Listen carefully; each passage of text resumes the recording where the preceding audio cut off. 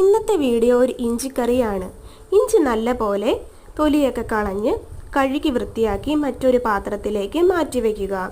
കഴുകി വച്ചിരിക്കുന്ന ഇഞ്ചി നല്ലപോലെ സ്ലൈസ് ആയിട്ട് അരിഞ്ഞ് വേറൊരു പാത്രത്തിലേക്ക് മാറ്റുക.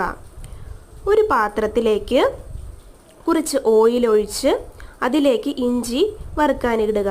വറുക്കാനിടുമ്പോൾ കരിഞ്ഞു പോകാതെ നോക്കണം. ഇഞ്ചി ഒരു ബ്രൗൺ ഷെയ്ഡ് ആവുമ്പോൾ മാത്രമേ നമ്മൾ ഗ്യാസ് സ്റ്റൗ ഓഫ് ചെയ്യാവുള്ളൂ. വറുത്ത് വച്ചിരിക്കുന്ന ഇഞ്ചി ഒരു മിക്സിയുടെ ജാറിലേക്ക് കറിവേപ്പിലയും കൂടി ചേർത്ത് നന്നായിട്ടൊന്ന് അരച്ചെടുക്കണം.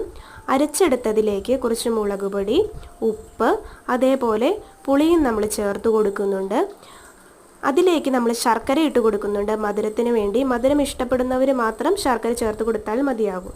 പിന്നെ ഒരു പാത്രം വെച്ച് അതിലേക്ക് എണ്ണയൊഴിച്ച് കടുക്, വറ്റൽമുളക്, കറിവേപ്പില എല്ലാം കൂടെയും ചേർത്ത് ഇഞ്ചി അതിലേക്ക് ഒഴിച്ച് ഒന്ന് ചൂടാക്കി എടുക്കുന്നുണ്ട്.